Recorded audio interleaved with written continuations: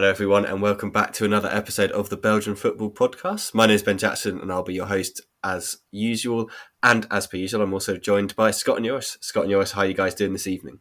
Hey guys, hello everybody. Hope you're all well. It's good to be back. Good to be back indeed. And back to discuss another interesting week of Belgian football. Yes, it's definitely been an interesting week this week. As per usual, I'll just quickly go over the scores. Antwerp and St. Truiden played on the Friday night game. That one finished 2-0 to Antwerp. Genk beat Kortrijk 2-1 at home on Saturday. Solang and Oostend had a late 1-1 draw. Late equaliser, I guess, for Oostend. We'll definitely talk about that. Zulzavaregem lost again. They lost 5-2 to Leuven. They were winning that one at half-time as well, so a lot of frustration there. Club Brugge laid an egg. They lost 2-0 to Westerlo after putting in a ridiculously good performance against Atletico Madrid, so they'll be a bit concerned about that. Anderlecht, they beat Mechelen 3-1 thanks to a second half hero. Eupen lost at home. They lost 4-0 to Ghent, who put Thursday's disappointment against Djurgårdens behind them.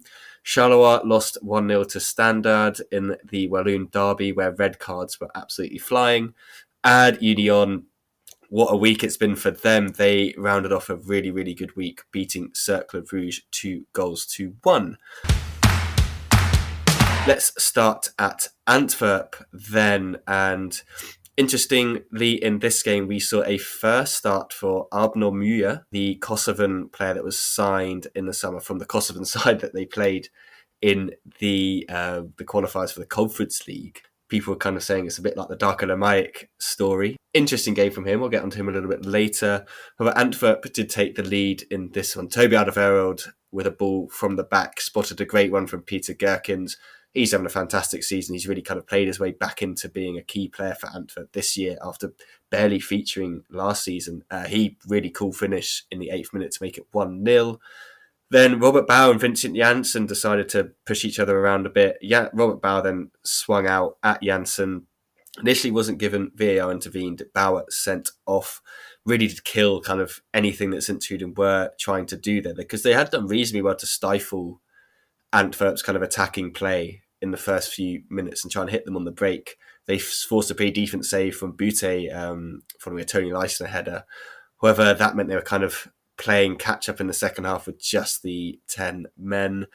But Antwerp didn't break through again until very, very late on. Christopher Scott, the former Bayern Munich player, with his first goal for the side, he looked absolutely delighted with that one.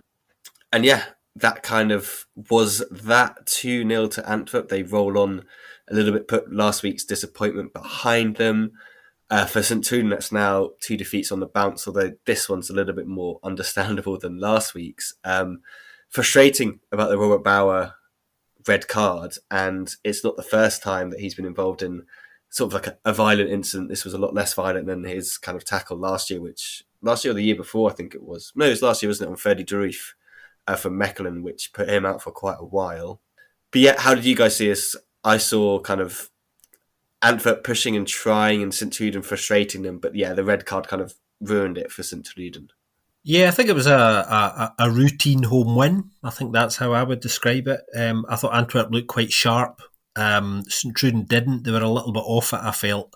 And because of Antwerp's sharpness, obviously, they weren't caused too many problems at all. St. Truiden normally play with a little bit more intensity than they did here, and although they were better in the second half, I didn't really feel they got close enough to Antwerp in the game. On the Bauer incident, I think he was playing the victim, understandably, but his hand does kind of come up, and he does give them the excuse to kind of make a decision. He doesn't actually need to do that. It's one of those where you quite often see those little sort of slight off the ball things that there isn't that much in, but in this case, the hand does kind of come up deliberately, even if it doesn't make that much contact, and it gives him an easy decision to make, and he just doesn't need to do it. Obviously, that's the frustrating thing. They're chasing the game at that point, and he puts them in a position where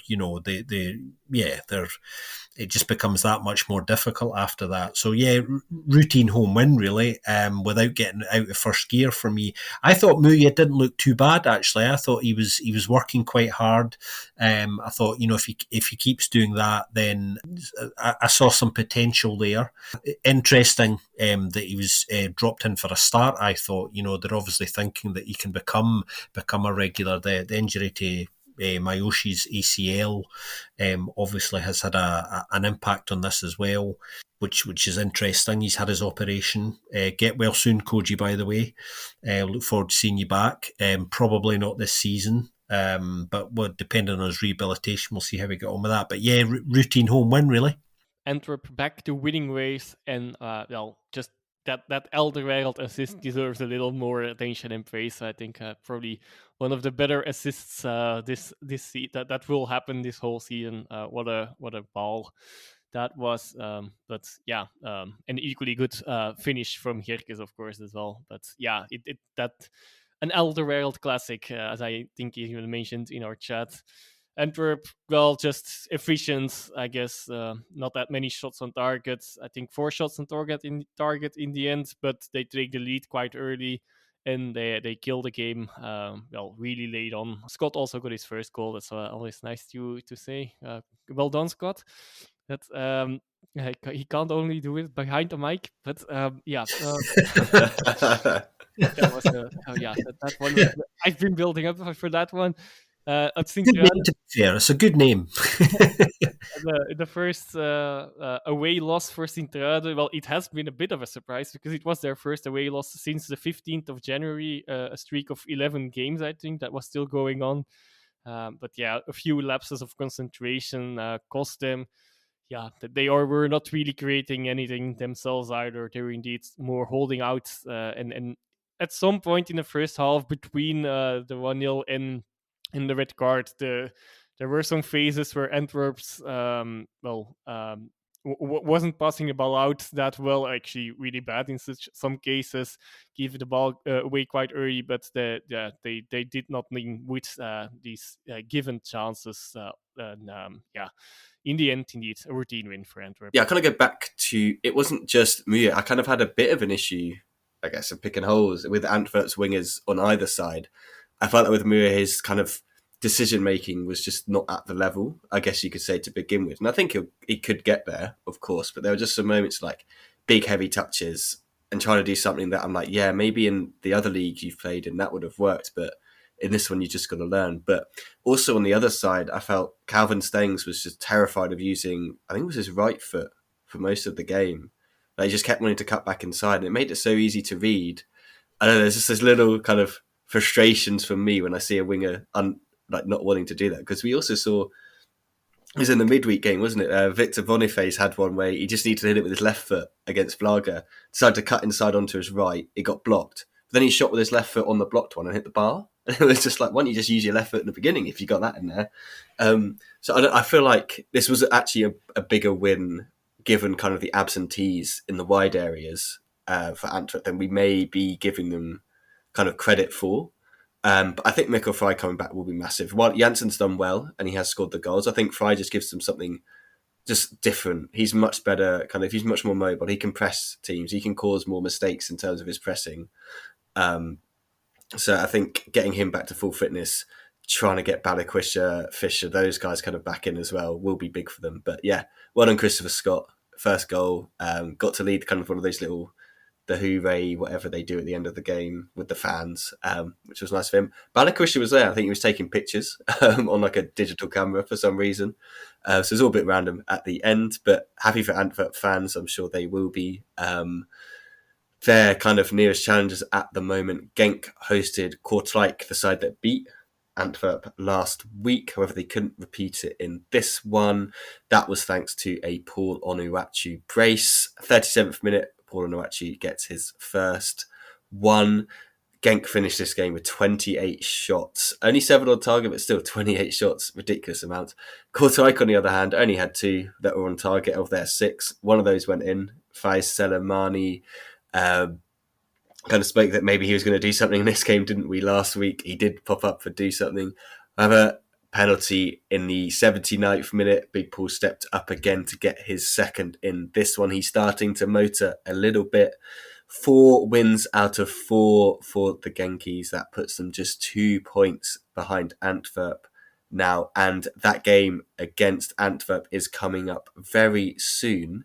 And rumour has it the three of us may be in attendance. Can't confirm that one yet, but there is a potential that we will be there for that one.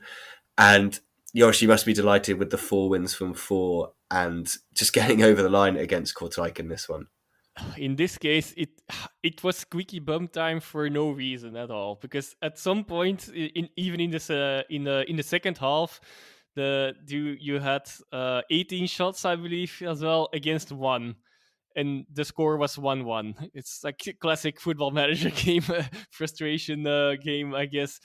And yeah, that's incredible. Like, they should have killed this game way earlier. That first half was one of the better halves. They definitely defensively, maybe also because Kortrijk didn't offer much. But well, I guess that's a bit of both things there. But yeah, they were in complete dominance, and yeah, without creating that much, to be fair. But even then, Illich had a great save already in the second minute, I believe, on Heine, which was probably the biggest chance outside of the goals. And yeah, then and also a few more shots from distance, which were also dangerous. But yeah, it's being shots from distance, it's maybe easier to save. But some last ditch defending sometimes as well from Kortrijk. That kept them in the game, and well, frustratingly for me, indeed, they scored then with their first shot on target, with on that free kick from Selamani.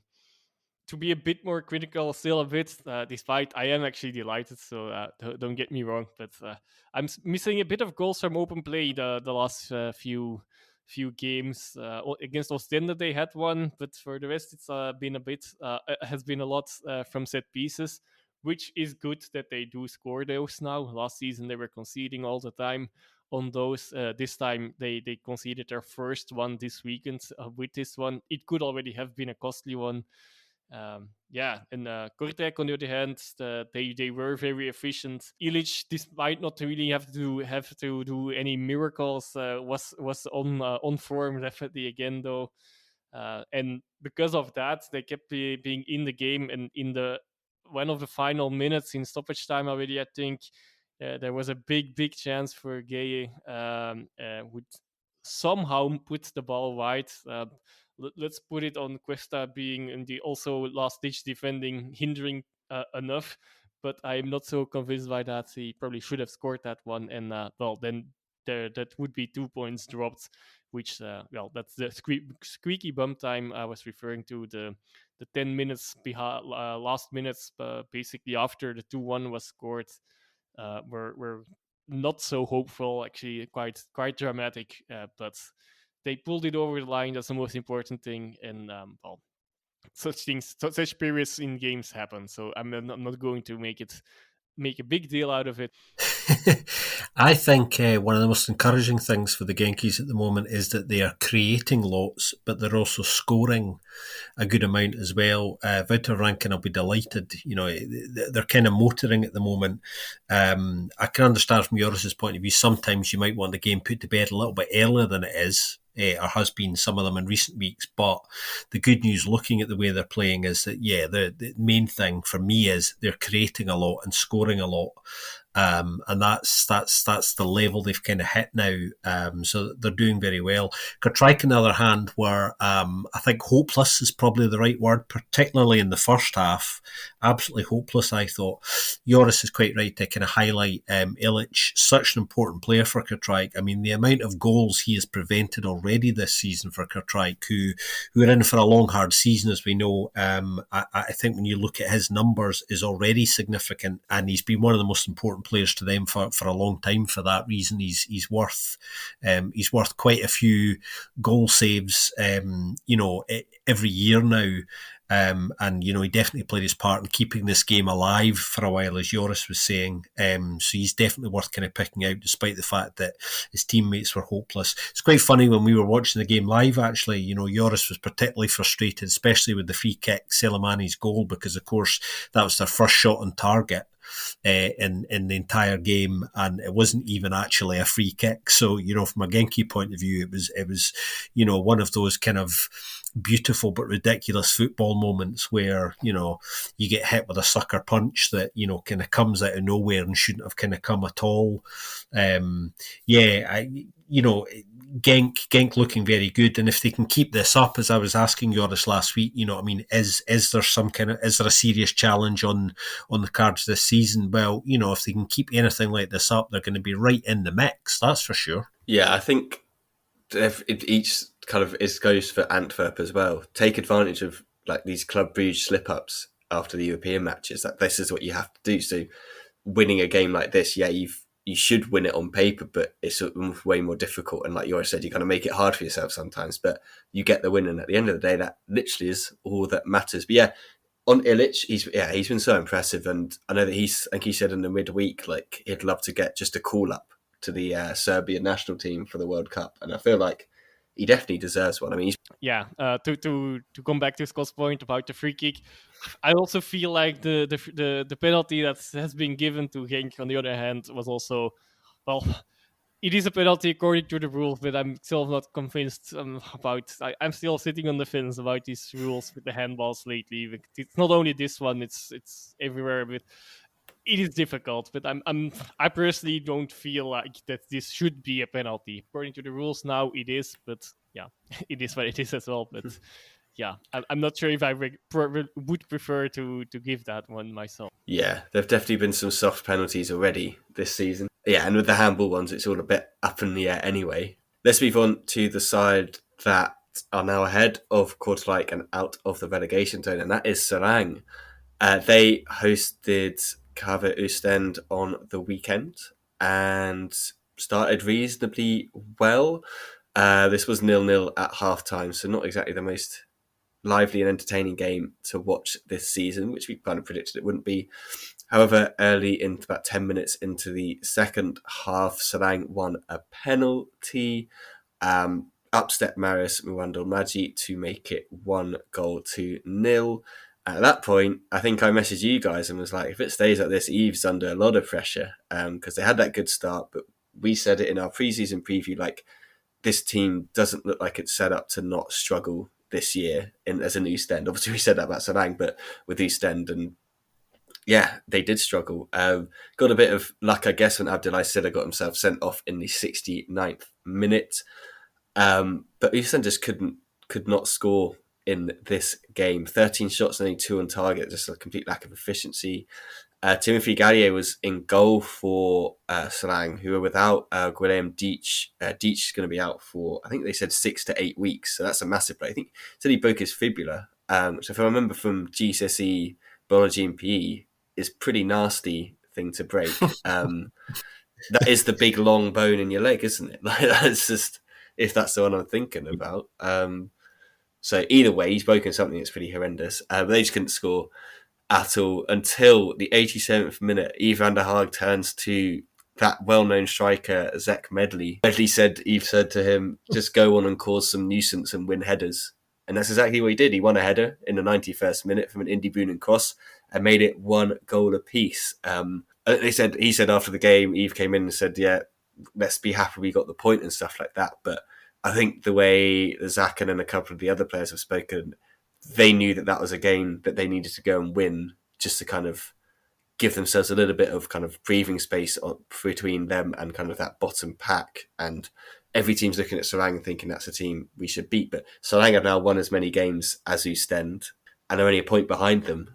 So I think both sides, guys, will be pretty frustrated with that result, because Serang would think if we should have held on and won that, whereas Oostend are thinking they had 10 men for about half an hour and we only could draw. Yeah, I think it's a better result for the Koos boys than it is for the Metalos, that's for sure. I mean, they were obviously 2 or 3 minutes away from another 3 points, and they're certainly surprising a lot of people at the moment, and we'll be hoping they can continue that. I think the most worrying thing for Oostend is the stat that I wasn't actually aware of until I inadvertently kind of came across it, and that is that only Zulte have picked up less points over the last 7 or 8 games than Ostend. So in terms of form, it's all going in the wrong direction. So in a lot of ways, it was a bit of a smash and grab, if you like. Even grabbing a point, is feels like all three, or at least it must for Ostend in the context, because they're not.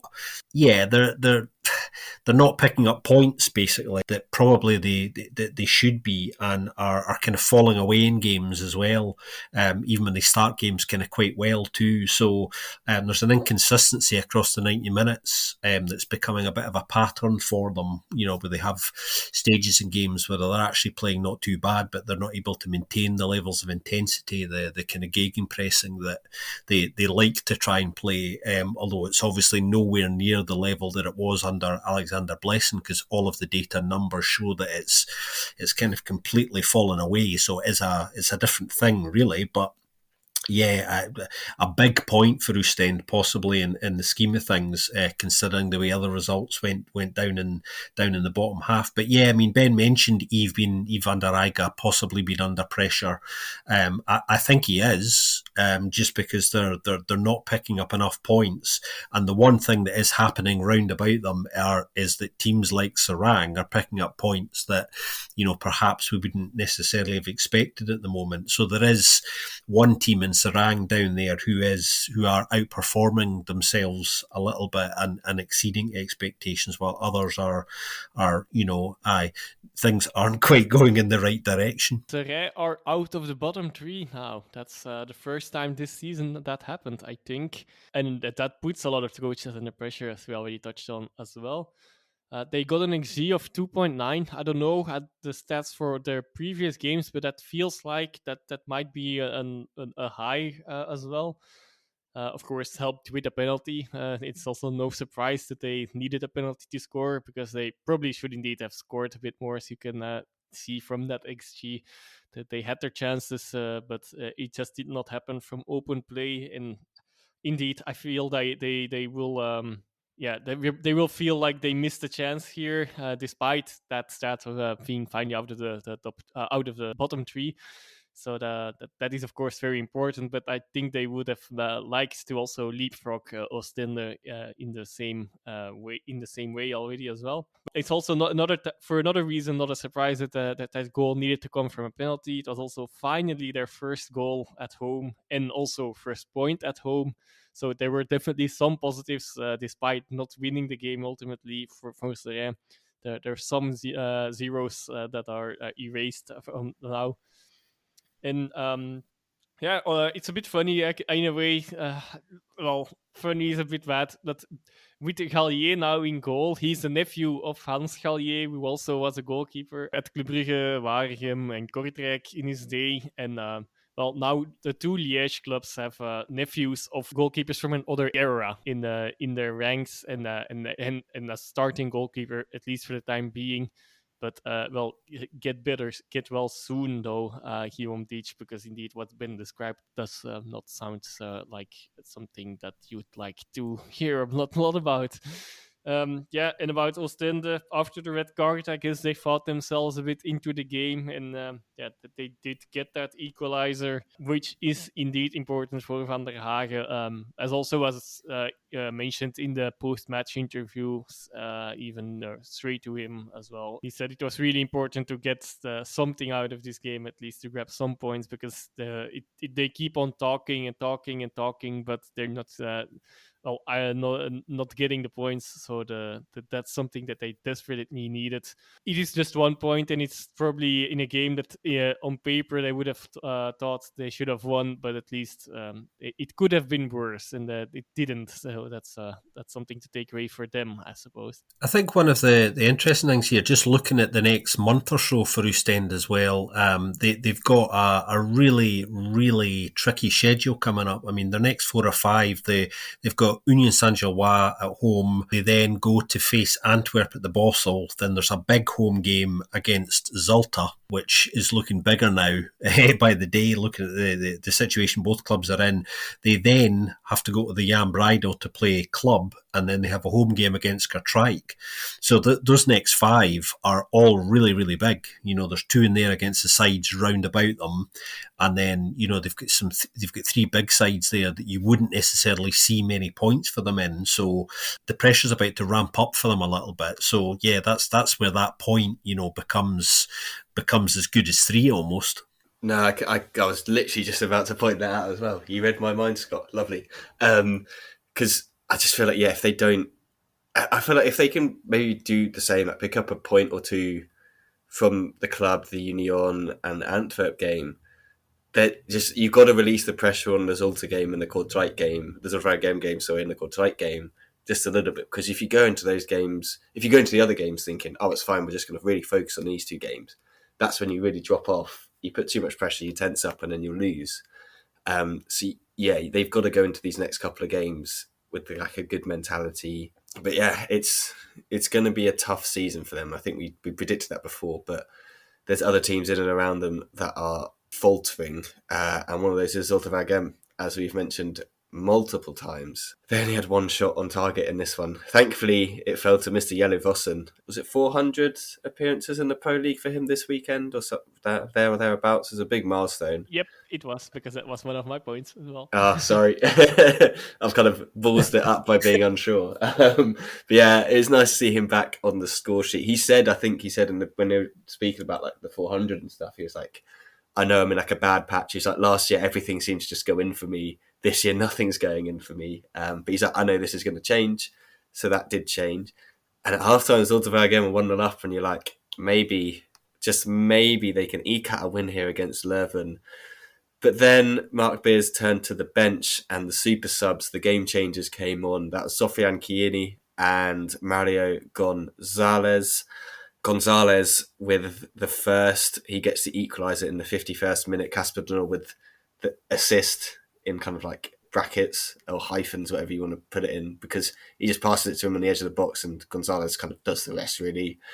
Cuts across the defender and smashes it into the bottom corner. Bossett probably could have done better.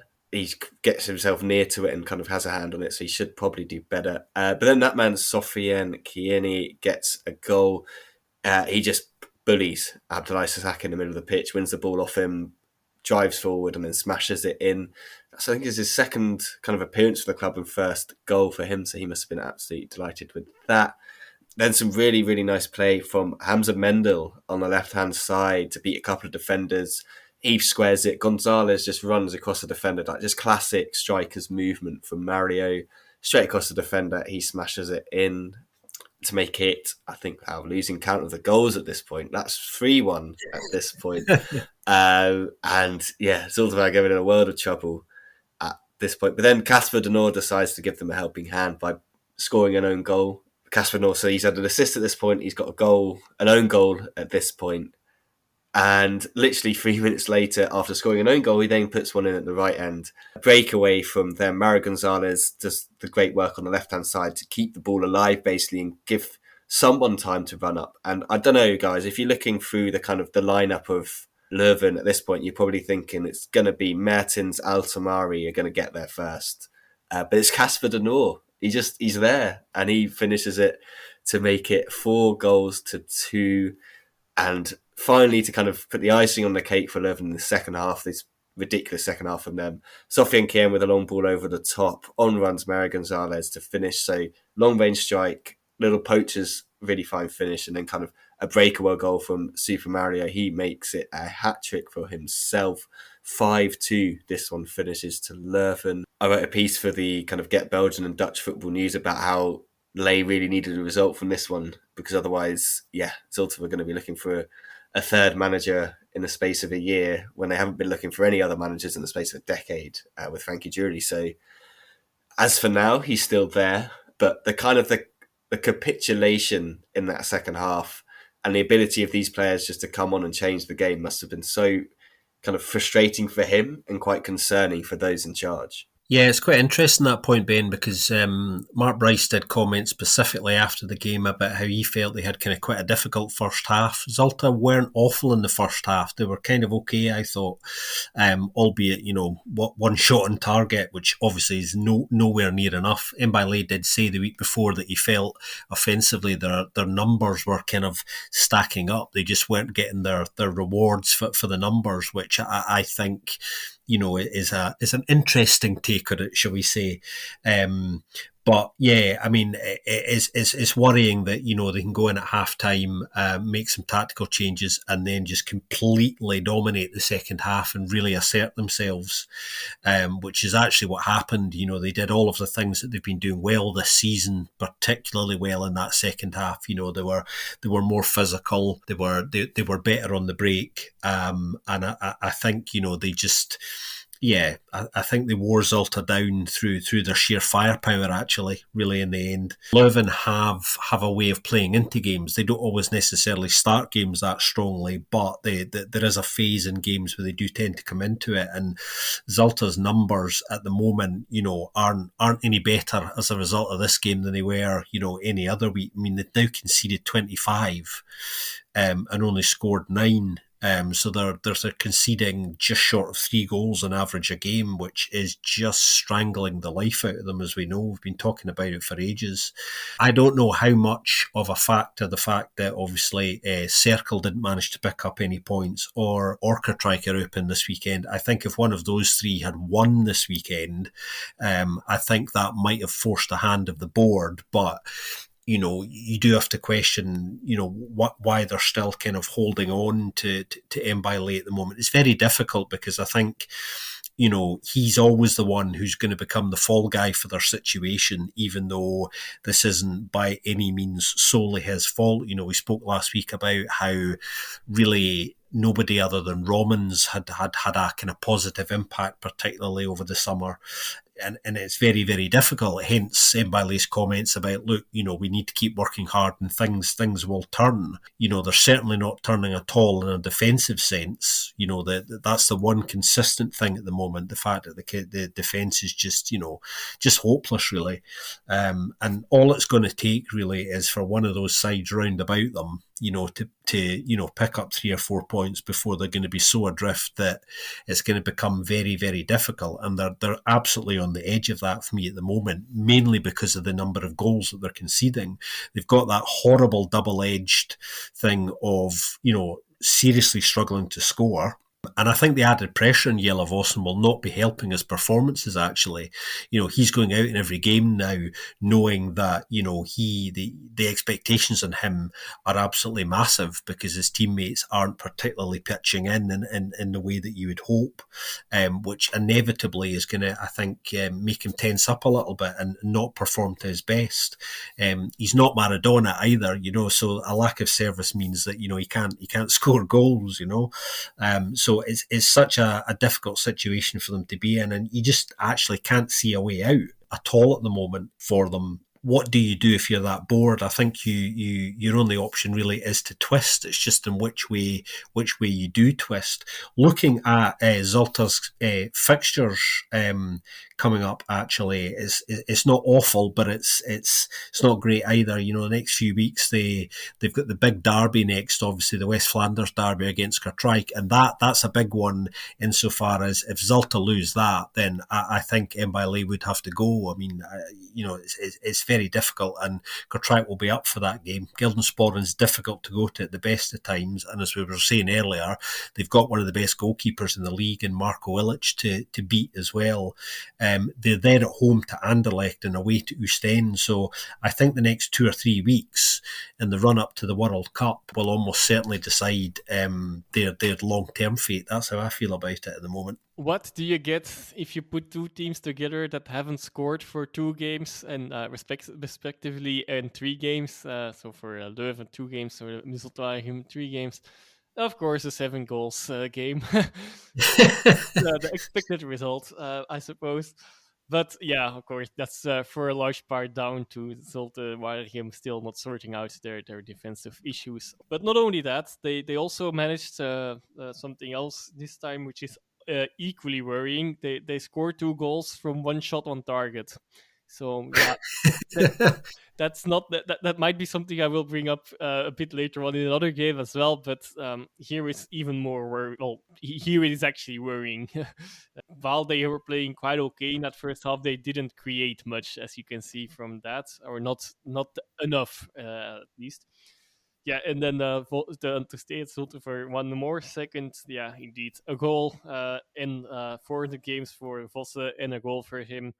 But yeah, in these last 10 games, he has not won, in that most likely is his worst run in those 400 games as well, given the teams he played for before Zulte Waregem. In well, okay, Zulte Waregem have had worse bad spells before, but I'm not sure if they had as bad a spell as this one. Leuven, on the other hand, yes, a goal, and even 5 goals in one half. Also very efficient, not quite as efficient as Zulte Waregem, but 5 goals out of 7 on shots on target. It is also not a bad stat for them. And of course, we have to praise Super Mario Gonzalez with a hat trick and an assist inside one half, so over the bench. And he has 6 goals in 6 games, and not even 6 full games at the moment. So he is definitely bringing in the goals for them, and yeah, he will need to keep doing that. But he's on a good track now. He's started off his Leuven career in a very good fashion across the whole, not only this game, but yeah, that general. Yes, since he arrived. Yeah, no, definitely, and I think it was kind of like a "why have you put me on the bench" performance as well. Just looking at Zulte Waregem, I know it feels like we're going to talk about them every week because of kind of what's going on. The last time they picked up a point or any points was at the Jan Breidel. The last time before they picked up any points was also at the Jan Breidel before that. So maybe they need to just do a ground swap with someone and just be like, we just want to play at the Jan Breidel. Like, they clearly like playing there. And if they can just play all their games at the Jan Breidel, they're going to go this whole season. They may get relegated, but somehow they're going to end up being undefeated at the Jan Breidel. Are you crazy. hoping for some pitch damage or stadium damage for them now? Maybe they are. I don't know. Maybe they can be like, they'll get offered all these stadiums and be like, nah, Jan Breidel, please. Do you know, it's funny, guys, actually, just before we move on, I'm genuinely beginning to wonder whether somebody's put a curse on Zulte Waregem at some point, because I was saying last week that I desperately wanted to say something positive about them, and it feels like I haven't been able to do it in 3 years almost, and I am beginning to wonder, what is this? What is this kind of dark cloud that's overhanging this club that, you know, even if they're having an awful season, that there doesn't seem to be any point in which they even have a short period where the sun is shining on them in any way at all. It's like I am beginning to think somebody has buried something in the centre circle at the Regenbogen Stadium. It's been a while. It probably has been old, but maybe I'm now wondering. Now you mention it, is your jinx back? The return of the jinx. I don't know. Maybe Dion Deneuve and Edouard Plentix planted something on their way out. I don't know. Maybe more Dion Deneuve because obviously he's gone to Kortrijk and not actually played a game for them yet, I believe. You know they're going to unveil him on Saturday and reel him out just to get him playing in that game, aren't they? But yeah, no, that Kortrijk game is massive, and yeah, it's definitely going to be one to watch that could really. If he's still there, that is the game for Mbaile to turn it all around for sure.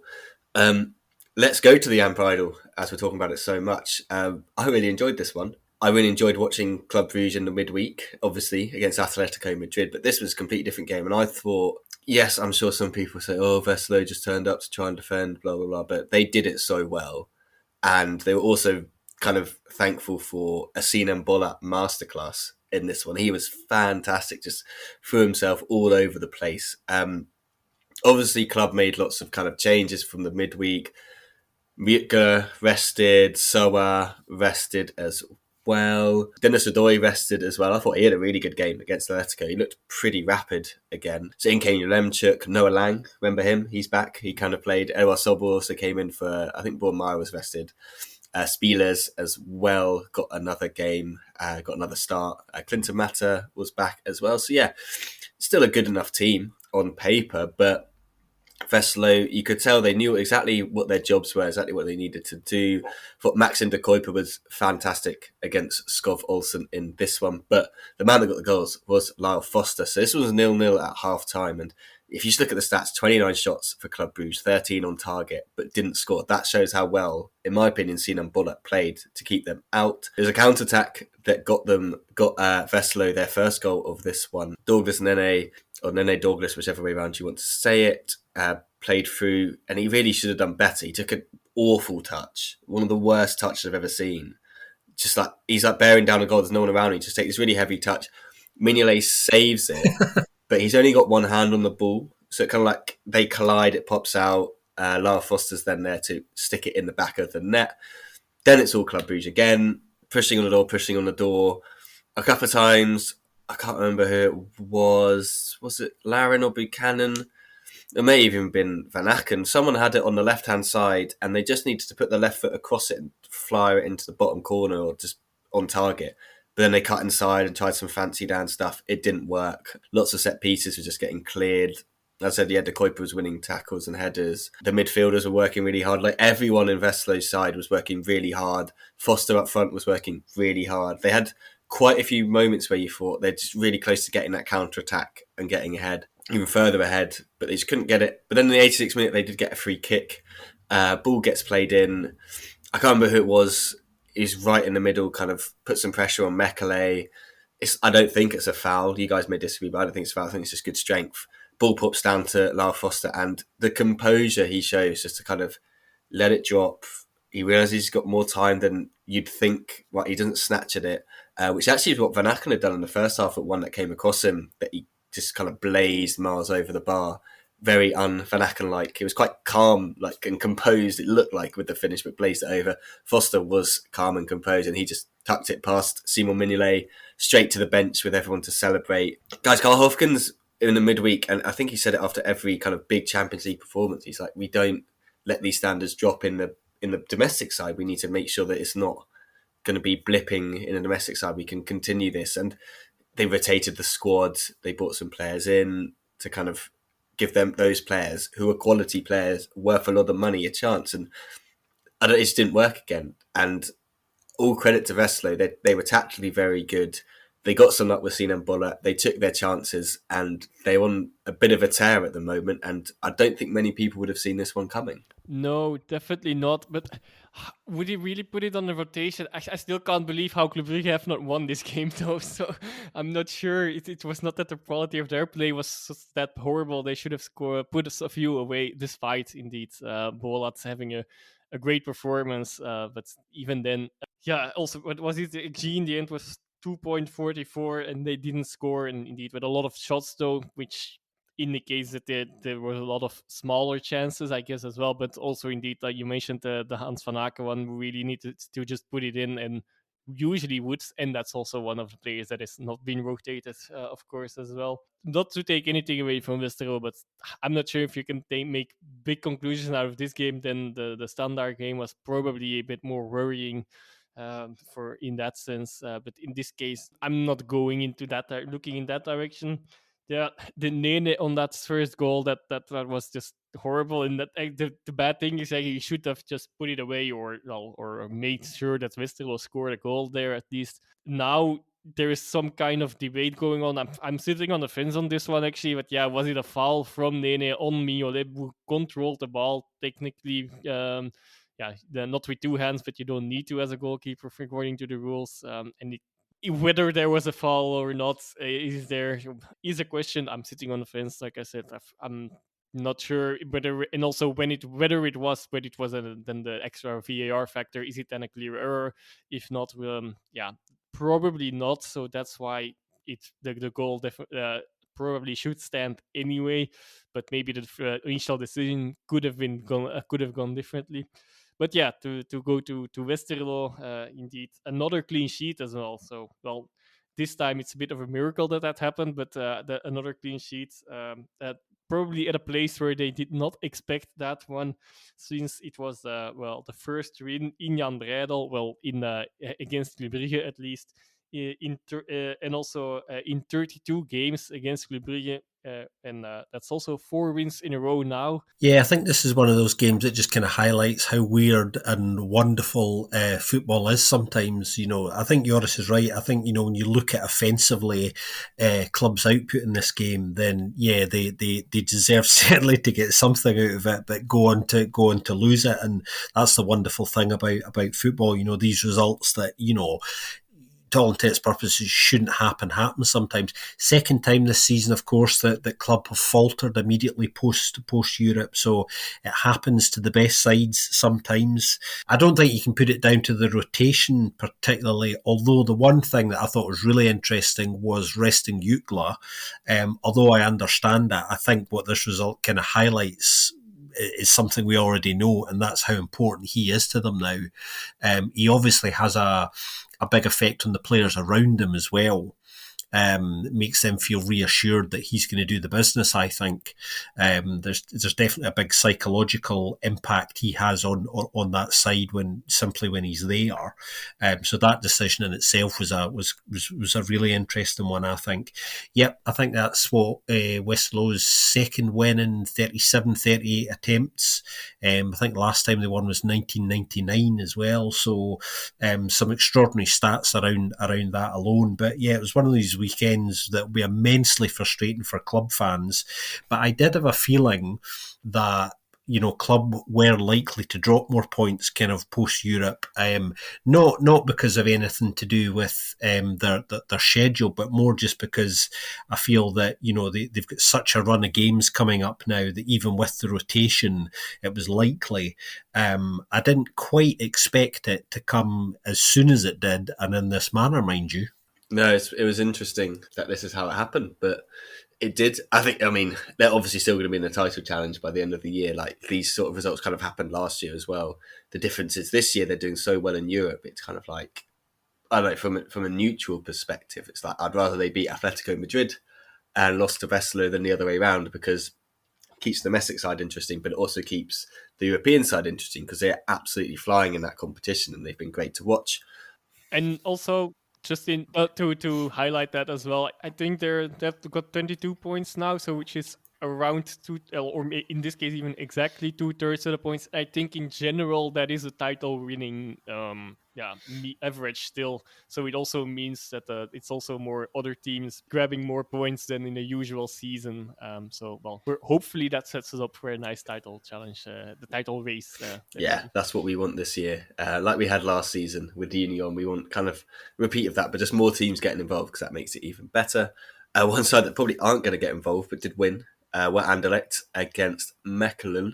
We spoke about them playing Joranville further forward. They did that, but unfortunately got injured in this game, which is a massive shame because just want to see him playing that little bit further forward. It was a bit of a nightmare for Wesley Hoot, to be honest, and he's been coming under a lot of criticism recently in this game. Just felt like it was all kind of on him. He gave away a penalty in the 15th minute. Probably a bit earlier than that after VAR got involved. He just pushes Jordi Van den Berg in the box for... It's just he's badly positioned, I guess you could say, as a centre back in that, because he just let Van der Berg just in front of him. He's got a chance to head the ball, and who just pushes him, and that stops him from doing that. So that's the penalty given. And Scott, you pointed this out, and I thought this was hilarious. So before the game, Anderlecht fans were like, "We're not going to turn up until the 12th minute as kind of a sign of protest because we're unhappy with the way the players are playing. We don't think they're playing for the shirt. Lots of this stuff." The first thing that they see when they come in is Mechelen have a penalty and go 1-0 up. And you just couldn't make it up, could you? They must have just been like, should we just go home? Because this is ridiculous. It was Jordi Van den Berg who then won the penalty, steps up, takes the penalty. And Mechelen in this game, 19 shots, only 3 on target, but 19 shots. That's a vast improvement to kind of what we saw a week or two ago from them. Like, we just want to see that more attacking output. Half-time, Mazu takes off Hoot. He said in the kind of post-match, I'm looking now. I've got to look at the match and not kind of the status of the player, which should always be the case, to be honest. Like, in this sort of a situation, when you're struggling, you've got to think about the match and the results and stuff. He also switched to a 4-4-2 from his 3-5-2, and rumour has it he said he may do it again because apparently results are more important than kind of your focus or how your philosophy. So watch out for the 4-4-2 coming back, which is what they played last year under Vincent Kompany. So he switches that to a 4-4-2, brings on Marius Stoikens and another super sub. We've had the guys in Leuven. We've now got Marius Stoikens. Literally a minute later, he makes one. Fabio Silva does most of it, shoots, gets saved by Kook. Stoikens taps in the second. Happens again in the 67th minute. Fabio Silva running through, shoots. Stoikens is there to make it 2-1. Turnaround complete. His first 2 goals for the side, I believe. Fabio Silva then gets his goal in the 71st minute. So basically all in the space of the second half, Anderlecht turn this one around to win 3-1. And guys, pressure's going to be on Mazu in a sense to switch to the 4-4-2 and keep Wesley Hoot on the bench, because lots of fans have been complaining about him. There was no Jan Vertonghen either in this one, so he was the kind of the elder statesman at the back. There have been calls for Kylian Sardella to play instead. Stoikens now as well. If you switch to that 4-4-2, you can get a couple more of those kind of attacking players in there. But I think for Mazu, he'll be glad that those are the conversations that are happening rather than conversations about how they lost away to Mechelen. So a big 3 points for them after a pretty decent performance against West Ham in the midweek as well. Yes, it was quite an interesting game, actually. I've been kind of bemoaning for what feels like about a month on the show now about the fact that Mechelen offensively, the numbers are dropping off the chart in a worrying way in comparison to kind of the last couple of years anyway, when you look at all the data. This weekend, actually, their offensive output was much more like what it would normally be or you would expect to see. So from that point of view, definitely an improvement. What's really frustrating for Mechelen this weekend is I think it's a series of individual errors that have led to them really losing the game. Gaetan Kook was very interesting. He came out afterwards and said that he felt that Anderlecht didn't create that much overall, which they didn't. But 2 of the 3 goals they scored were from the second phase of play. He makes the save initially, and then his own defenders are not quick enough or sharp enough to react to the second ball, and that's what leads to a couple of pretty routine goals really for Anderlecht, and he was particularly annoyed about that, and you could see that on those two goals. So those mistakes aside, Mechelen actually played quite well, and it's funny again, football turns on very, very small things. Mechelen hit the post, and then Anderlecht go and score. Games can big moments can come out of small turns. Ben mentioned the 4-4-2. Now this is very interesting because I've been thinking for a while that probably the solution, or part of the solution to Anderlecht's malaise, is maybe being, it relates to Mazu specifically. I think he has to be a little bit less stubborn and be more pragmatic and acknowledge that his preferred 3-5-2 isn't working. The players are just not responding to it. I think it's okay to give it, I don't know, 8-10 games, a reasonable number of games to see if players can adjust and how they respond to that, and they haven't. Lo and behold, you switched to 4-4-2 mainly because one player is playing well below their standard. It's kind of enforced upon you, and you manage to find some grit and some luck and get a result. And I think, he's right. I think you have to pay attention to these things and not be stubborn about it. And let's see if he does persist with 4-4-2 now, because this is a system that these players are used to playing and will be used to playing in the academy as well. So this might be part of the solution to Anderlecht trying to find some consistency now, but they'll just be delighted with a win after such a while domestically, and showing some fight for a change. That particularly pleased the fans, and I was highly amused. I'm so glad Ben mentioned it, that coming in the 12th minute, the 12th man reference, and the first thing the Anderlecht fans seeing being their side conceding was from my own neutral point of view.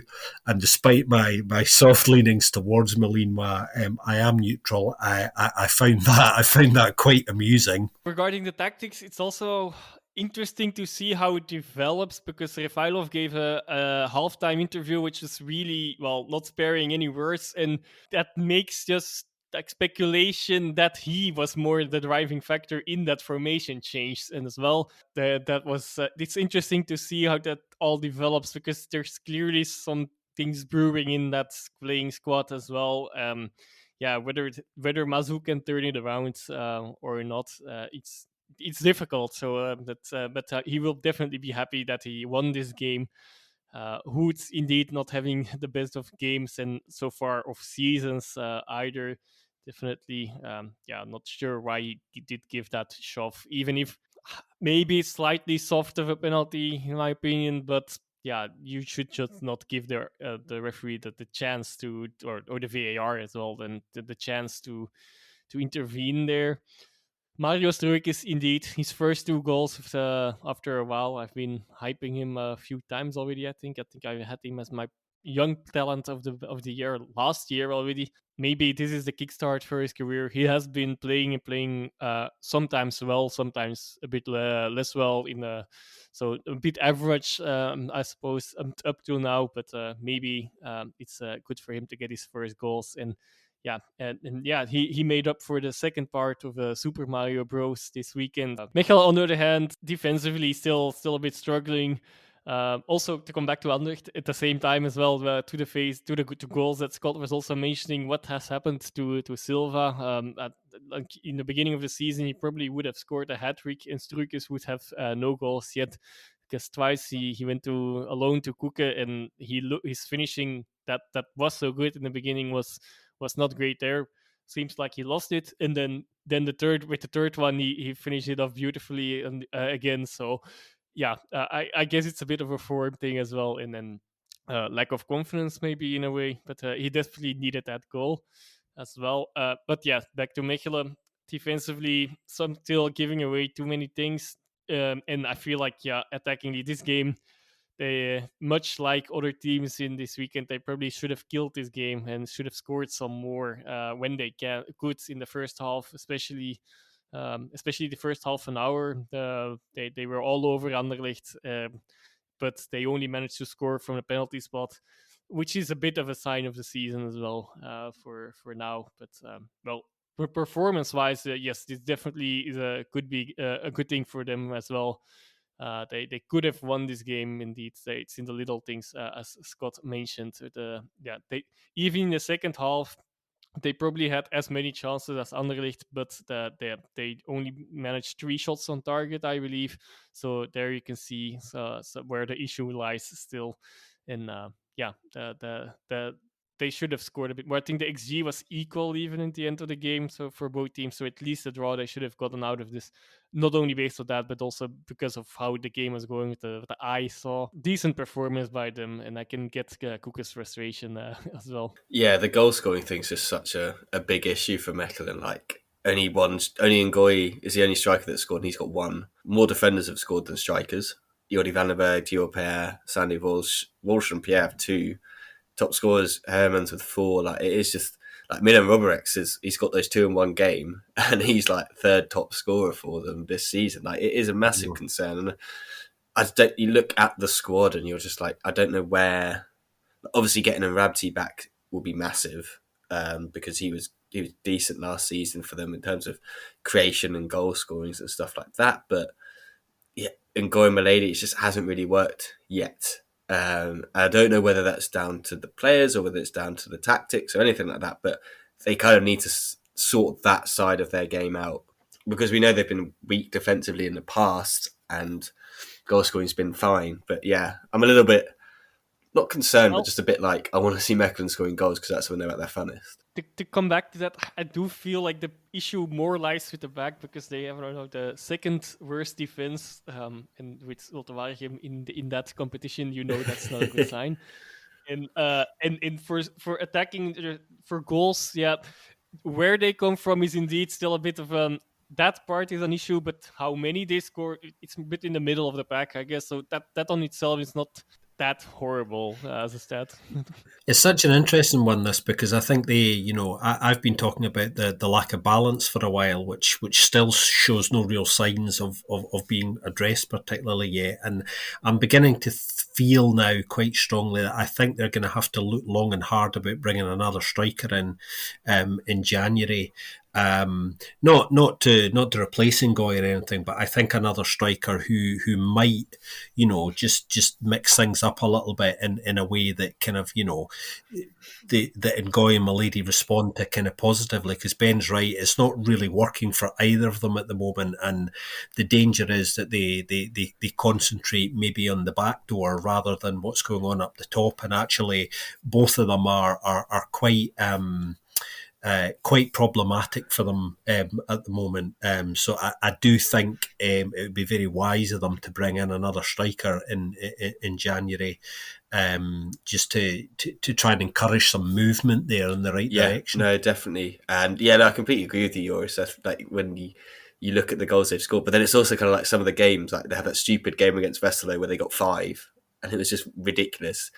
And then they got 4 against Kortrijk, to be fair, which obviously, at that point, that was Kortrijk and they're kind of the pits. But I think as the season goes on, they'll be getting concerned, because I know that Rob Scroofs, he's going to get you goals from midfield, like he always has. Herrimans, as he has pitch it to him, but they need they obviously need someone like a Nicola Storm and Rabti to be fit and scoring again, because they're such massive players for them. But maybe try the 2 strikers together. I don't know. You can try mixing it up a bit. I don't know. Obviously, it feels a bit unfair to judge them against. Talk about this now when they've just played Anderlecht and Club Brugge, who are 2 of the strongest sides in the division. But we like seeing an exciting attacking Mechelen side. And I guess it's just got to get used to that. Maybe not be the case anymore this season. Let's go to a side that have conceded just 1 less than Mechelen, but an equally large amount of goals, which is Eupen. They hosted Ghent, obviously Eupen coming off the back of that impressive kind of display, second half display, not the first half, the second half display against St. Truden, and they couldn't score in this one. 10 shots, only 1 on target. They had more of the ball as well, which is a surprise, 59%. Ghent obviously came into this off the back of a really disappointing performance and result against Swedish side Djurgårdens in the midweek. Got off to a reasonably good start though, 26 minutes in. Leonard Mercer, the European goalkeeper, fouls one of the strikers in the box. It went to VAR. Looked pretty clear and obvious from the replay I saw, but went to VAR. Upstepped Jordan Torunariga, of all people, given the penalty duty, despite Depotra being on there, Vladis, Hong, Castro Montes, Samwaz, you name it. There's quite a few people there you'd think, I'd go for them, but Torunariga stepped up and he put it away, and it's a lovely penalty, so fair play to him. Laurent Depotra then made it to a lovely ball across. I think it was from Hjulsager in this one. And Hugo Kuipers rested for this game. And we've seen it recently a lot of times, haven't we? Like kind of the star striker rested from the midweek game and it's backfired, but this time it didn't. Depotra with a tap in to make it 2-0 at half time. Then it was a Hyung show. Lovely first one, just nutmegging Leonard Moiser at the near post. Second one, lovely feet in the box before smashing it in. 64 minutes in, 4-0 to Ghent. Shout out to Ngadu Ngaje, who almost scored an overhead kick in this one as well, ridiculously. Sometimes you look at him and you think he's far too big to be able to do something like that, but he did it, and he looked quite acrobatic in there. Quite comprehensive victory for Ghent, I guess. And for Eupen, Ghent obviously struggling, but they still looked at this game as it was going to be a difficult one. For them, a lot is kind of pinned on, and the media, the East Belgian media have been speaking a lot about the Cercle Bruges game next Saturday being pretty big because those sides are in and around each other. But I guess, guys, for Hyde and Ghent, they'll just be happy to kind of put a performance together, put some goals in the back of the net and move on from Thursday night. Yeah, I think it's one of those ones where you get all your frustrations out your system, don't you? I mean, they'll have looked at that and thought, okay, here are some sitting ducks in Eupen, and that's how it turned out. Ghent managing just to kind of run over the top of Eupen really in this game, and Eupen not really deserving to get anything out of it at all. I quite enjoyed Hong's second goal. I thought that was really good bit of perseverance running right through the centre of that defence there to kind of finish that. That was a good goal. But Ben mentions that big game coming up next at the Jan Breidel against Circle, which becomes a really, really big game now. If either side gets 3 points there, then, you know what I mean, they're going to feel kind of, you know, a lot better about themselves. Looking at Eupen's next few games, actually, obviously there's the Circle game, and then they're at home to Leuven, away to Mechelen, and away to Anderlecht. So, yeah, that the Circle game is the old cliched 6-pointer without a shadow of a doubt. And I hesitate to use the word kind of must win, but I think it's more of a must win from Eupen's perspective, because I think they have bigger problems on the whole than Circle do. So it's going to be really interesting to see how that game goes, and that's probably a big game to watch, actually, for everybody next week. If you're going to watch one, that could be one to go for. It was surprising to see Nardi in goal as well for the first time in the league as well, for Gent. So we'll see. He has been pushing and knocking on the door for a while now, and well, this game he didn't really need to do much, so he did well. I was also very surprised with Tono Rariga stepping up and taking the penalty kick. Kudos to him. And Eupen, yeah, just not good. As Ben mentioned, only one shot on target. Moser as well. Last week he got them the points probably for a part. Now, yeah, his mistake, at least for the penalty kick, set him up on the wrong way. Gonna give a shout out to Desar getting some time, easing into the squad, I guess, since when he came on, the game was already done and dusted. But the Eupen defense, they were just not good. Complete off day for them. Even though they tried a few things, they were not. During the parts of the game I saw, they were. It was often the case that I saw Eupen trying to attack, but yeah, there was just nothing going on in the end. And yeah, at the back they were having a horrible game, but they will be happy to play. That the game is over, and that's I guess indeed they did not expect necessarily to get the points in this kind of game, even though Ghent has been in a bit shaky this season, but a good win for them. Yeah, I agree. I don't think they'd have expected to, but they'll still be slightly disappointed. I feel like Smel Prevoliak as well looks really off it. Last couple of games, I mentioned it last week, just kind of, I guess one thing to watch is to see kind of like what's going on with that situation, because it was quite strange. I found it quite strange he was still there to start this season, seeing as though he's always been kind of a quality striker. We've always kind of rated him quite highly, and I thought teams needing a striker, Mechelen, may have gone in for someone like him, but maybe they will in the January window if he still kind of doesn't look like he's performing. I don't know, maybe it's just situation. I know it's a strange team, I guess you could say, that at the moment in terms of like the lineups and stuff, that the defense is very young. It's very, very young. So you can kind of you're going to kind of expect these bad defensive performances every now and then. But going forward, I just felt like they do have some exciting attacking players. Conan and Dree didn't start again, guys. I just don't understand still what has to happen there. Like Megan Charles Cook did at least. I was happy about that. But yeah, no Conan and Dree obviously came on afterwards. But yeah, I've given up on flogging that whole dead horse because it's just, getting boring now.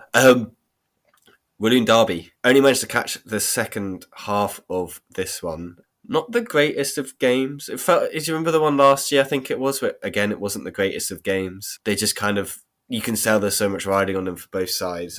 Like Standard had 4 shots, 1 on target. Charlotte at least had more. They had 10, only 3 of those on target. No Standard player scored, but they won 1-0. Jackson Chatswai with an own goal in the just before half time, which would be super, super frustrating for them.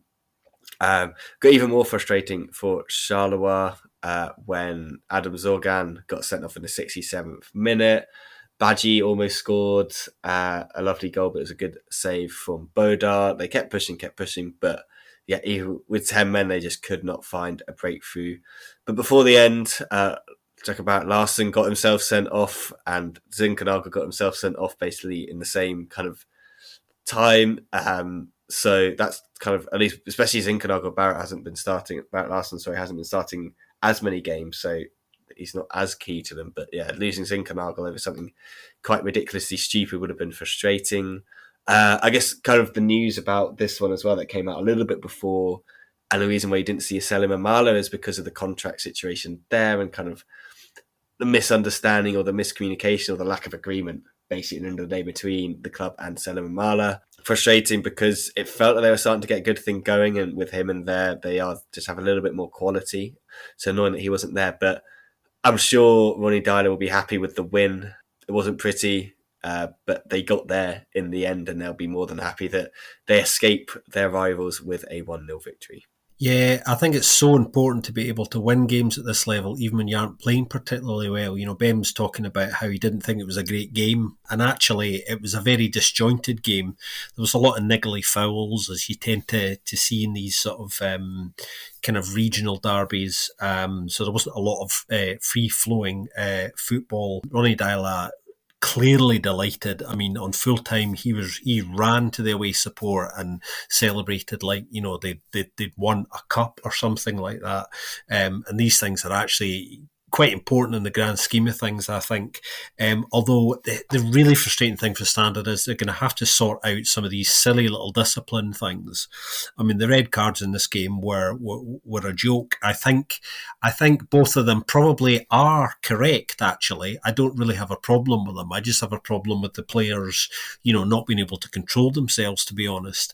That is something which, when you're digging in really hard to fight for points, which they're having to do at the moment, and they are making some slow progress in the right direction, and then all gets undone with, you know, things like that. You know, Zinkernagel, who's becoming, you know, a decent performer for them and somebody they actually need, gets a really stupid red card, especially when Amala, who, you know, has been left out of the squad because the club are making a stand. So, you know, Ronnie Dyler's been presented with these problems going forward over the next few weeks that needn't be there because of other people not being able to control themselves, which must be immensely frustrating, especially when you're able to kind of ground out wins here out of nothing almost. Over till the fat lady sings. That was twice the wording you could use for both halves here. All the action happened in stoppage time, more or less. Well, especially from Standard's point of view. They scored with their half shot on target, first half of a shot of a target with the Chachua own goal. And indeed, these two red cards fell around the 90th minute, and Zinkernagel, so already inside stoppage time. Before there was, of course, also another red card for Zorgan for Charleroi already. Good win for Standard, despite indeed, well, it was not a good game from either side. One player I wanted to highlight a bit more for the first half. I didn't completely watch the second half, so I can't judge there. But Nkuba was in form. He was running quite well on his wing. On the other hand, also want to negatively highlight one player from Charleroi, which is Badji, who was a bit clumsy and probably should have scored at least once. There were so many headers that not only him, by the way, but a few of them fell for him. But Charleroi had created a lot of chances with headers.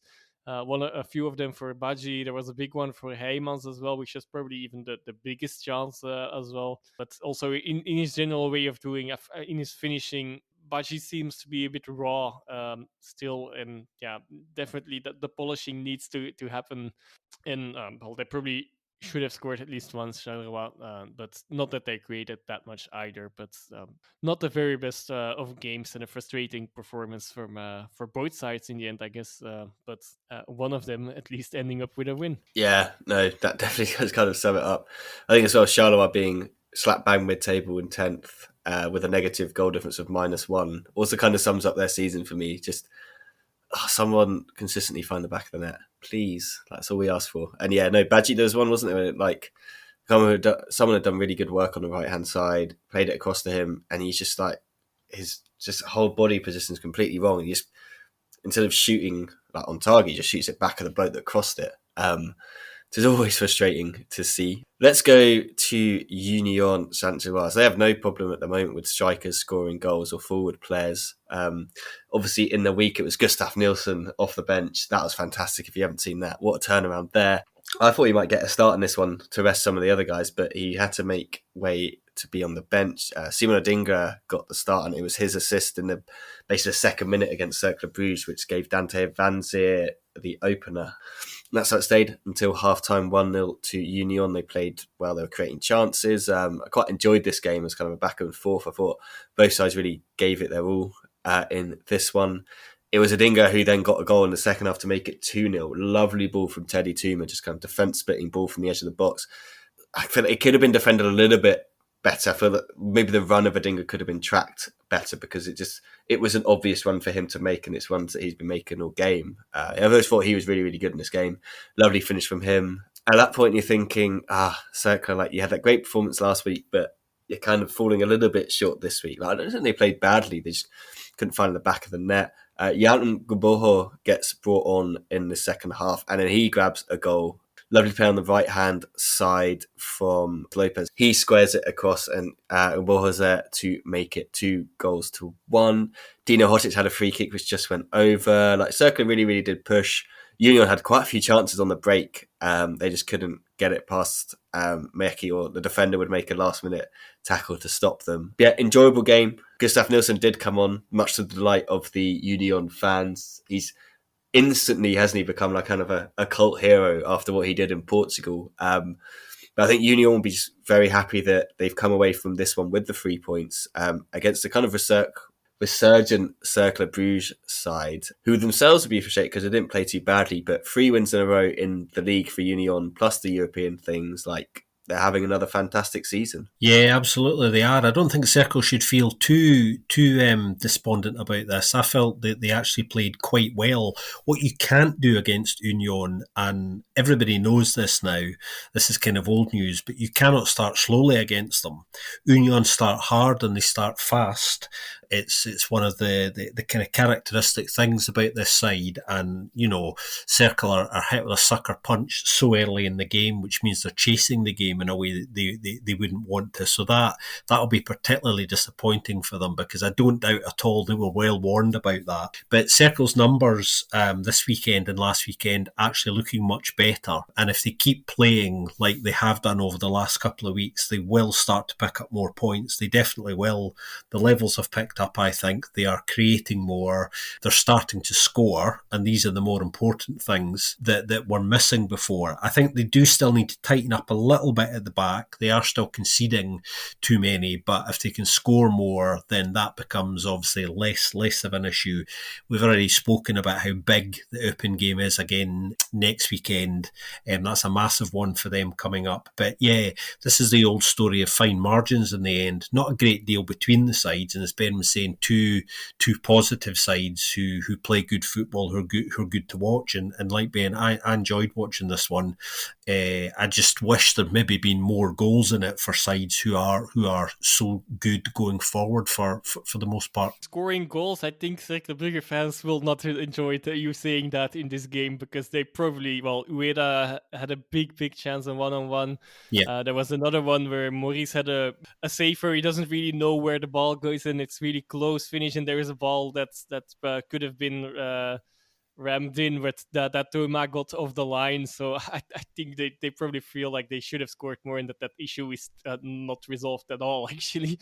Their defense, is something else as well. They still seem to be struggling a bit on both sides. It's not horrible, but it's not good enough to get the points against the Union side.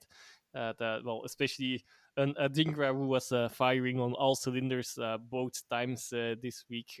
When he got on in Braga as well, he got the 2 assists for Nilsson's goal. Yeah, and their good run still continues. I touched on it last week. I think I don't remember how much it is now. 7 out of their last 8 league games won, I suppose, and then adding 3 European victories to that as well.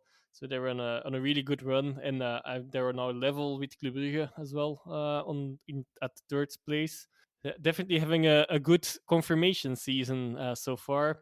Cercle Brugge, yeah, like I mentioned, missing some chances, and especially defending on that goal from Adingra. Well, he had a really good performance, but it was made way too easy for him to appear there, and yeah, even when he got there, then he had all the time to shoot it past the goalkeeper. So that was not great defending, and there were some more they played at times where the ball didn't that they gave the ball away too quickly as well, too easily. And yeah, of course, especially Union is a side that will punish you for that, at least in the sense that they will create something out of it. It's not always a goal, of course, but they will create something and do something with your lack of yeah keeping lack of composure at the ball, I guess.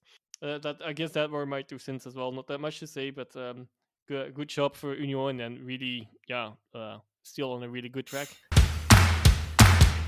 Before we go to 1B, let's quickly go over the European results that probably everyone knows at this point. Club Brugge, obviously, with that 2-0 win over Atletico Madrid at the Ambrijdel.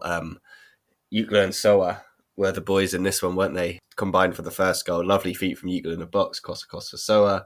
Jutgla then pouncing on some pretty poor defending from Atletico Madrid to make it 2-0. Griezmann missed a penalty in the second half. And I don't know, I thought at that point, this is going to be Club's night again. 3 wins from 3 in the group, 6 points ahead of Porto in second. They got to win the group now, haven't they? We've gone from being like they've got to qualify to they've got to win the group now, haven't they? The way they've been playing and the performances they've been putting in. Absolutely, yeah. I mean, I said even before this game, I felt that winning the group was a realistic target, and it absolutely is now. I mean, what a wonderful, wonderful position to be in. I've really enjoyed actually seeing Club dishing out the beatings for once. They've been on the receiving end of defeats through not performing particularly in Europe for a long time, especially at home.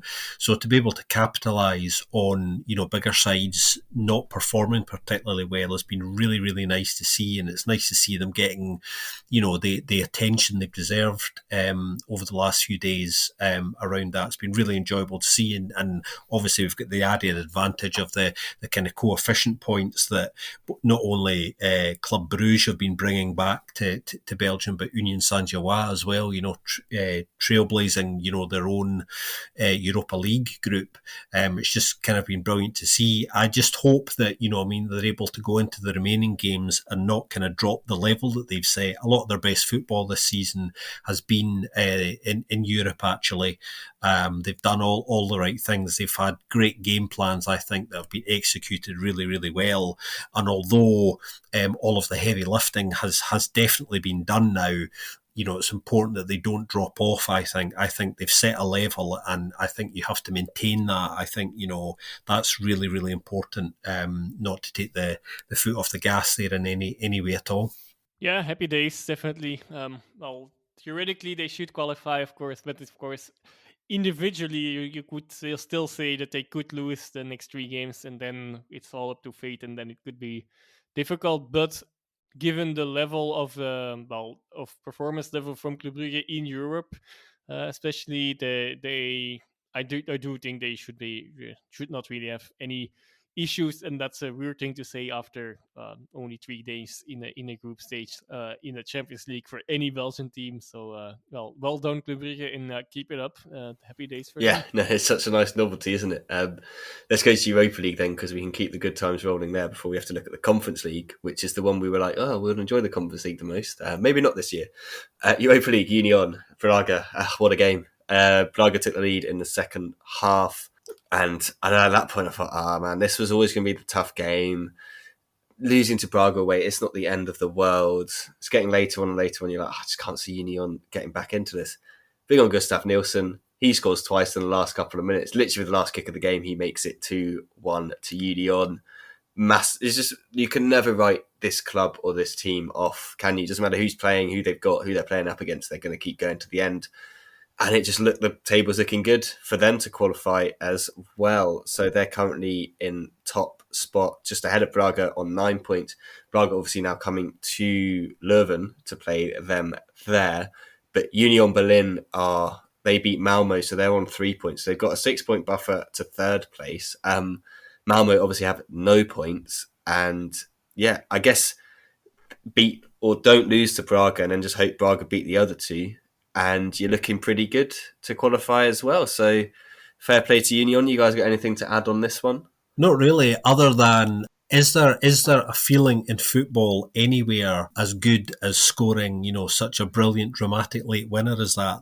That rush, both as a fan and as a player, is very hard to beat. I guess we talked about it throughout the episode a bit already enough, but really good performance by the Union, and well, they look to advance in the Europa League, and well, they're already almost certain to advance in the Conference League, so they will be looking for Europe after the winter break as well. So that's a good thing as well, anyway, for the coefficient in whichever form it will be, and well, it really looks like they will qualify out of this group in the Europa League as well. So they really deserve this win as well. Conference League is kind of, well, there's very different opponents for Ghent and for Anderlecht. We'll go for Ghent first. They hosted Djurgården at home, and they just completely dropped the ball on this one. Like, they had 21 shots, 7 on target, but they just could not find the back of the net.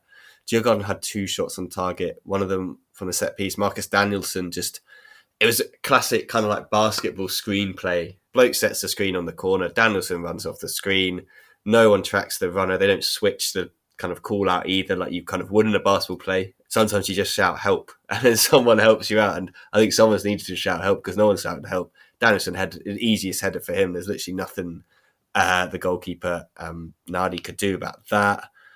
And yeah, Ghent just could not find their way back into this one. And it doesn't look great for the group because that was obviously a home game. So you kind of, you want to go unbeaten with your home games. Ghent now sit in third place. Djurgården, top of the group, 2 wins and a draw. Molde, a win and a draw and a defeat. Ghent also win, draw, defeat on 4 points. So the Molde games are going to become big now. Like, you have to beat Molde in the next one. You have to beat Shamrock Rovers again because they are kind of like the whipping boys of this group at the moment.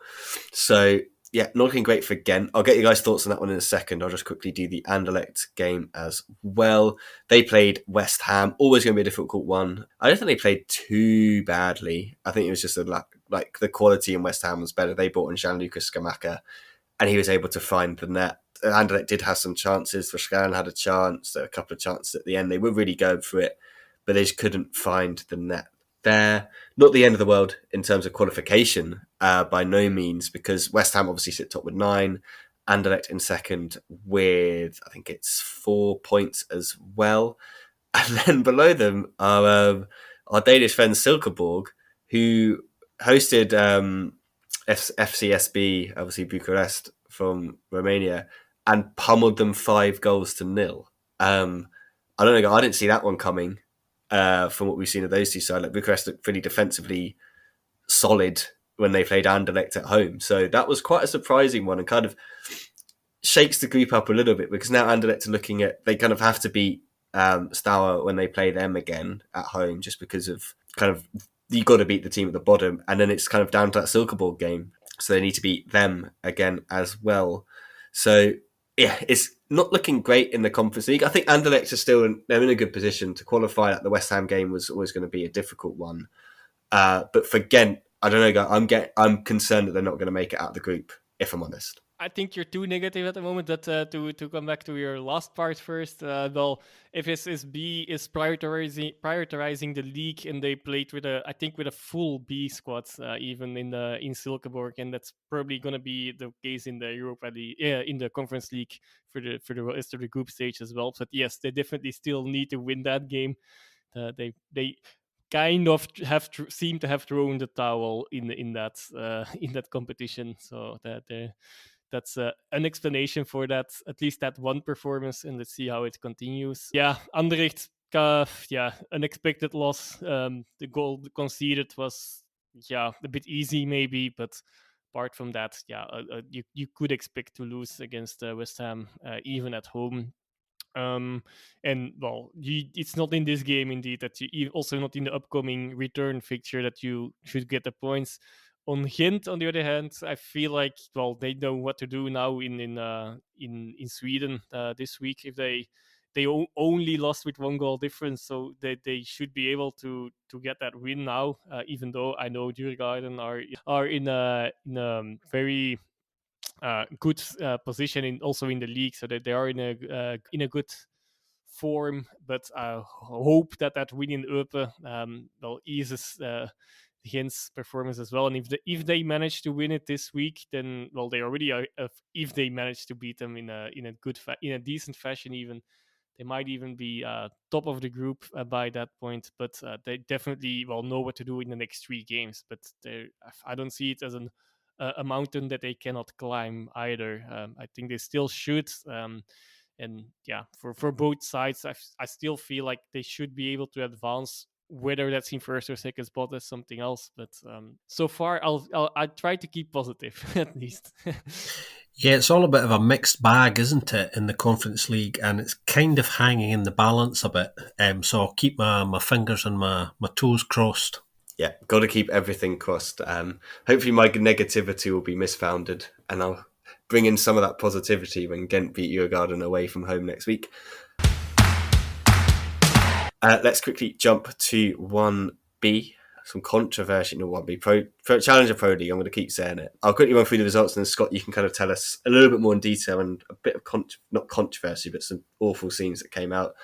SK Beveren beat Dender. They're on fire scoring goals at the moment. 3-0 away from home. Tieno Barry is definitely one player to watch. He's an absolute giant, and he looks like an exciting player. Anderlecht Futures, who had Stroikens playing for them in this game on Friday, which I still find a little bit bizarre that you can play on Friday and then play on the weekend as well. They beat Vreton 3-1 at home. Denzer, they're back, potentially. They beat Lommel 3-0 at home. Molenbeek beat Beerschot 2-0. Lies back to winning ways, beating Standard 16-2-0. And then Club Next, who also had Cisse Sander playing for them and scoring a goal when he had come on for Club Bruges the night before, I think it was. All very bizarre, but they beat Young Genk 3-1. Scott, over to you for more in-depth from the Challenger Pro League. Well, a few interesting things to kind of look out for if you've not been paying attention. And as I say about this every week, why haven't you been paying attention? Because this division is just gets more and more interesting, I think, in all sorts of ways. Anyway, Anderlecht under-23s are currently top of the table on 16 points. Interestingly, they are the only unbeaten side so far. And we had a bit of a laugh here this week when I remarked at the BFP, does it make it better or worse for Anderlecht in the middle of a difficult period for the senior side that the under-23s are actually doing rather well at the moment? And Robin Veldman, the head coach there, will be kind of delighted with the way things are going there at the moment, I think. So Anderlecht under-23s, the only unbeaten side. Liers are now sitting second on goal difference from Beveren and third, both in 15 points. Liers are maintaining this record of not only being the joint top scorers on 18, but bizarrely they've also conceded 18. So we spoke about this a few weeks ago, but they seem to be consistently entertaining insofar as they're going for the, everybody remembered Beerschot under Hernan Losada. At that point they were top of the table when not only had they scored the most, but they'd conceded the most, that rare stat that you see hardly ever.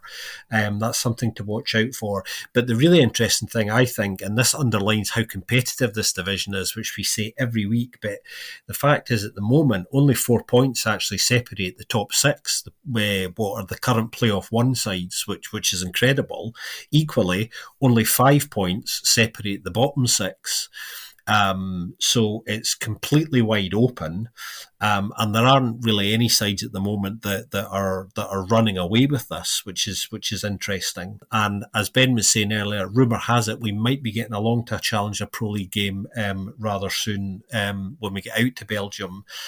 So I kind of look forward to seeing possibly in the flesh the top scorer in the division at the moment, Leonardo Rocha at Liers, who's got 8 in 8 with 2 assists. Lucas Stazen at Anderlecht has got 7 in 8 with 1 assist. And Ben gave a shout out to, rightly so, Tierno Barry, who's got 6 goals so far, which is pretty good. Another player I want to give a second shout out to in a row, because I did last week as well, is another Beveren player, Ribeiro Costa, who I think is having a pretty good season. He's scored 3, he's got 3 assists, and he's becoming quite an important player for Beveren at the moment. Yeah, and to come back to Ben's point as well a bit about the players scoring inside these leagues. It's all in this case, at least it's still in professional leagues, but it's even weirder. I find it's very, very okay to do so since the rules are the rules. But what was it? Scott from Antwerp actually scored also in the amateur divisions later on in the weekend after getting his first goal for the pro sides as well. That in that division, it's even weirder, but maybe equally weird, but in a way it's even weirder for me. Yeah, it's it's all just a bit bizarre. And I'd love to, when we do go, speak to some Pro League, Challenger League fans and officials of the clubs that don't have that, and kind of see what they think about it. Because obviously, you've got someone like Anwar Talahaj playing for Anderlecht, which, I mean, he should be playing for the first team. I had a look through the rest of their squad. Yeah, they obviously got that Cesar Sander at Club Bruges and a couple of others, but it is in the rules, so everyone kind of knew it was going to be the case and this was going to happen. So there's not really much you can do to complain about it now, if you know what I mean, in retrospect. And fair play to Anderlecht Futures, as they're called. They're having a great season and they're playing some really good football, which you kind of would expect from an Anderlecht Youth Academy team, because they just produce such quality players. It's just, I find it quite funny to see them in the Challenger League highlights and then suddenly they're playing in the first team in the same weekend. I don't mind a weekend split, but yeah, it's interesting, and it's going to be interesting to see kind of how that plays out throughout the season. Yeah, as we've kind of been alluding to, we are finally heading off to Belgium in 2 weeks' time. We're going to get to a couple of games. It'd be nice to be there. You're going to be around that weekend. Just give us a shout out. Who knows? It'd be nice to kind of meet some people while we're out there. Either way, that probably does wrap it up for this relatively long episode of the Belgian Football Podcast. Joris and Scott, as always, it's been a pleasure joining you for this one. Absolutely, wouldn't miss it for the world. And as ever, thanks for your ears, everybody. See you soon. Yes, definitely. And again, watch some games this weekend. Yeah, lots of good ones coming this week, so definitely keep your eyes on that. And we'll let you know which ones are the Mola games for this weekend in due course. But as per usual, if you like what we do, leave us a review on your podcast app of choice. And you can always get in contact with us to ask us questions or anything you want to know or chew our ears about when it comes to the Belgian Pro League top division and second division. As always, thank you very much for listening to this episode, and we'll see you very soon on another episode of the Belgian Football Podcast.